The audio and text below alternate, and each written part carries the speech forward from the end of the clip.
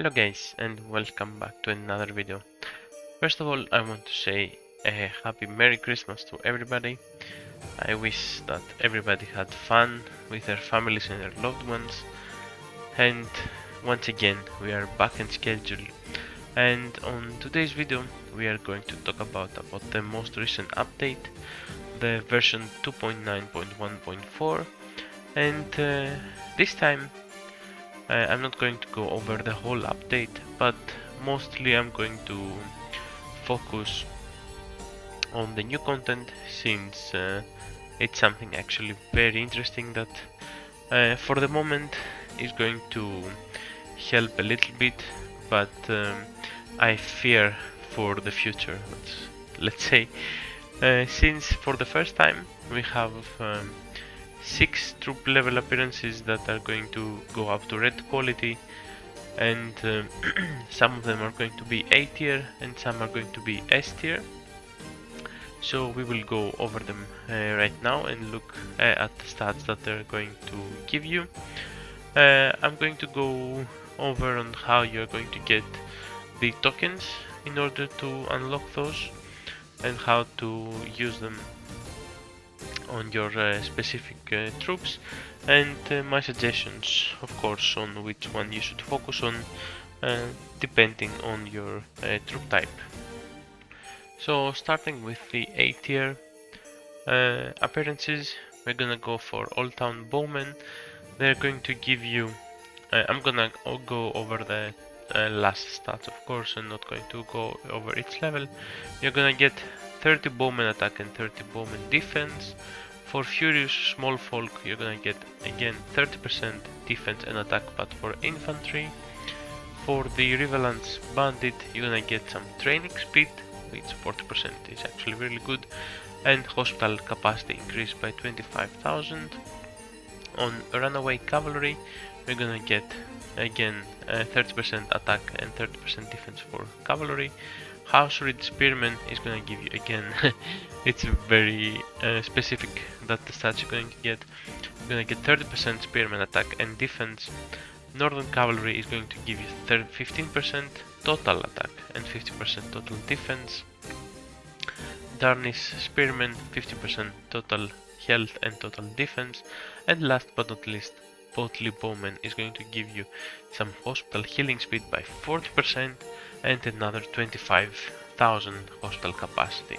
So honestly, 50,000 capacity from 2 exteriors appearances is actually really good. Plus the extra stats is always nice. But A tier is something that will give you a small boost. For the moment, nothing major. The S tier is the ones that for the moment seem to be very strong, and for that matter, I'm really afraid of the SS tier and the SP tier that I assume they're going to come. SP tier nowhere near soon, I think, but for the SS tier, I think we probably will have them soon enough. So for the S tier, the Black Ears Warrior is gonna give you 50% infantry attack and reduced enemy spearman base attack by 6. Storm's Horseman is gonna give you 50% cavalry attack and enemy infantry base attack by 6. So it's going to help you against the infantry, the troop type you are countering. The Spearman is going to give you 50% spearman attack and 6 cavalry base attack reduction. Harrenhal Deserter is going to give you, House Reed Bowman is going to give you 50% bowman attack and 6 bowman base attack. So these 3, the Black Ears, Stormlands, Gold Cloaks and House Reed, are going to be your troop specific ones that they're going to bring to the table enemy base attack reduction by 6. We only had that with Greenside, the free-to-play Greenside, when it first came out. So here we're gonna see it on the troop appearances. Honestly, I would say that even though if you're in, for example, you would want to go for to weaken your enemy, counter your spear, but if you're really strong inf, wouldn't it make more sense for you to go, for example, the gold cloaks? That's gonna give you enemy cavalry base reduction. Again, those stats are passive, so for my perspective, it's honestly going to make more sense to go for the one that counters you and not the one that you are going to counter. So I guess this will bring some diversity for the moment in the fight scene, so we will see how that goes. But also the S tier ones are going to have a few skins that are going to give you some stats passively, such that like the Night's Watch are going to give you 30% total attack and 50% total defense, and the Night Guard and Longbowman is going to give you 30% total health and 5000 army size.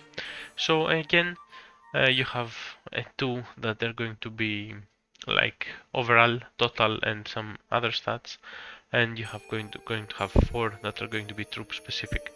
At the moment, the Harrenhal Deserter, the City Watch of Old Town, and the Desert Horseman are not going to give you anything. They're not red quality yet, so I assume that the devs want to see how these S tier are going to look like, how the fights are going to be with them, and they will decide afterwards what stats they're going to add on those. So moving on, how to get those specific items that you're going to need. They're going to be universal ones, and you can recycle the troop specific ones for universal. This is really good, especially if you're going to finish one of them and you're no longer in need of the tokens. You can get them to universal by converting them 2 to 1.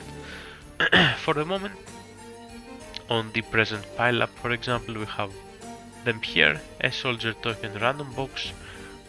We also had them in the red mine, but I don't think I can see the results of that now.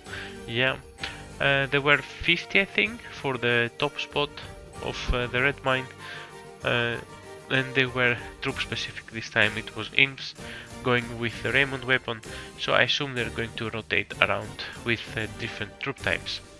Now for the A tier ones, you can get them on the Westeros Navigator event.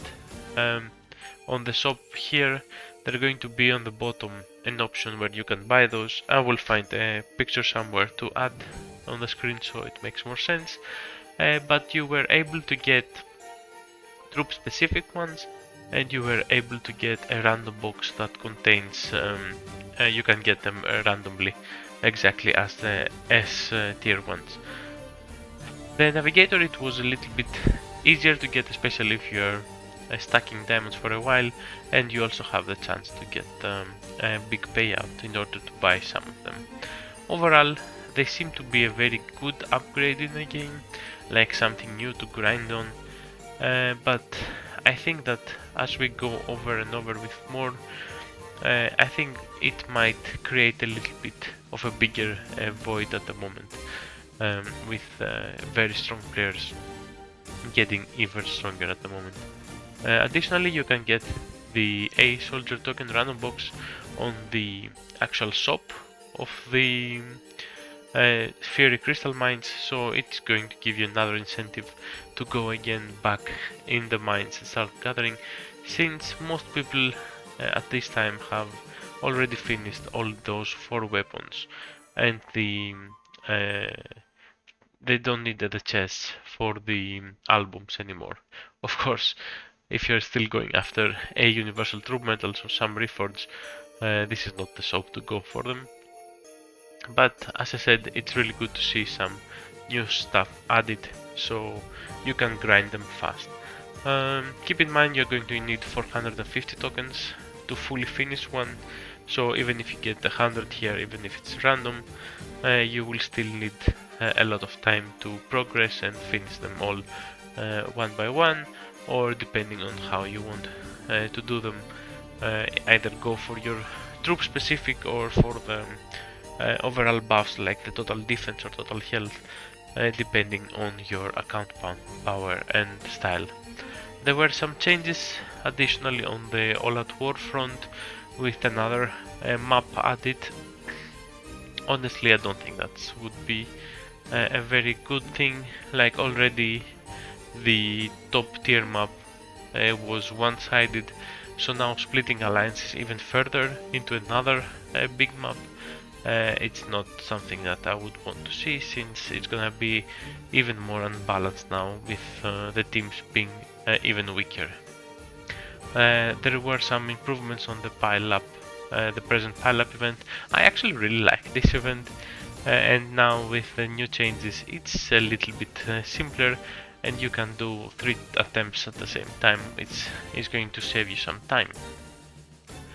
All these are improvements for the lucky discount, for the daily shops, the updates in the Battle of the Narrow Sea shop, the Fairy Crystal Mine.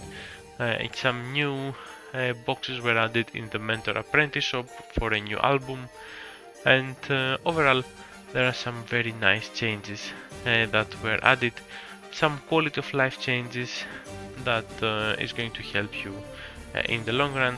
For example, when you're going to buy an item, you can now easily choose to buy multiple of them with the new button that they provided. At the moment it's a work in progress for some items only, but I assume overall they're going to give it to more items in the shop to make you like easier on spending some items.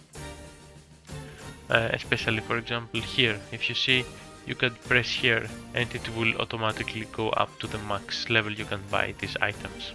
Overall, really good changes, really good life of quality upgrades that is going to make the game actually feel better and more smooth for everybody. So I think that pretty much covers the last update.